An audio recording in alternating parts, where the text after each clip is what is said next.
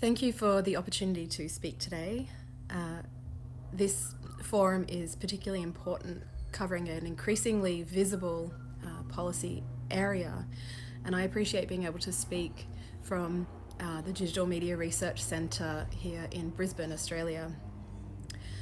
The actions and rhetoric of both nations, China and the US, are of consequence to the global community, whether it be through alliances or trade relations. The positions taken by the US and China towards the tech sectors nationally and internationally and the global platform economies impact us all.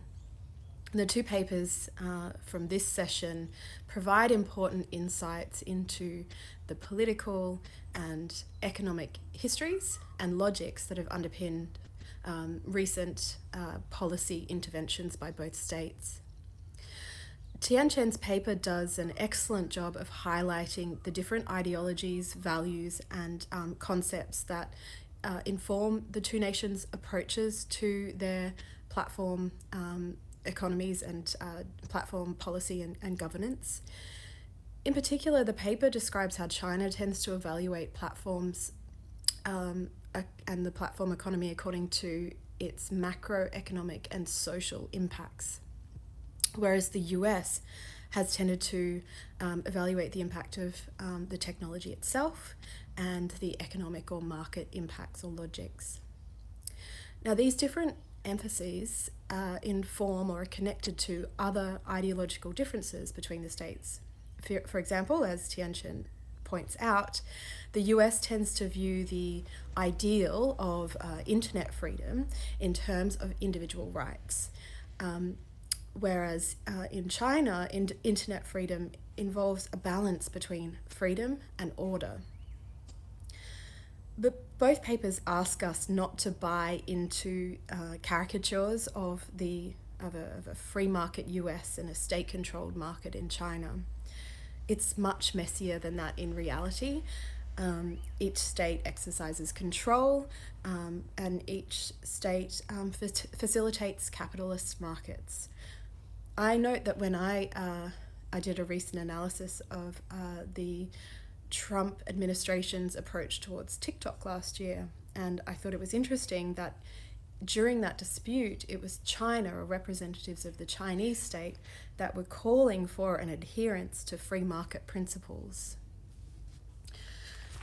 What I thought was particularly interesting in Tianchen's paper was the overview of the different anti-monopoly regulations that China has introduced to regulate its platform economy. And I think this raises a number of interesting questions, but one I wanted to put to you today was in keeping with the theme of conceptual and ideological differences, is what economic and legal theories underpin the Chinese state's stance against monopoly.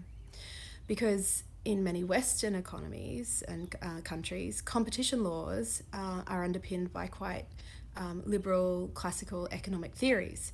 And I wonder if this is the same in China, or if not, on what basis are these laws justified or introduced? Professor Mueller and Farhat's paper is equally interesting, and they argue we should view each state's platform economies as distinct political economies, and doing so by conceiving them in this way, where we can take a more holistic and less reductionist view of the each state's approach to its platform economies and the similarities and differences. Their paper provides a thorough overview of the recent political and economic histories of digital technology, and again, what we see is complexity. Complexity brought about through reactive and changing positions from each state. Both states link their geopolitical power to the platform economies, and this is what this paper makes clear. But for China, the emphasis is more on is more domestic. It's about protecting their own control over the information to which its population has access. Whereas for the US, it's about preventing China from gaining access to technologies that might yield China a economic or political advantage. Of course, nothing is that easy to control, and as this paper makes clear, the technology and capital behind the technology does not fit neatly into national boxes.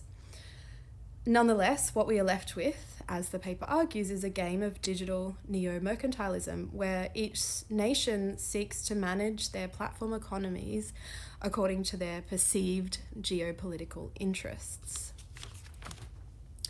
Now, I agree with the authors that this view of of the economies taken by each state is predicated on a fetishization of digital technology and on an underestimation of the importance of globalized competitive markets.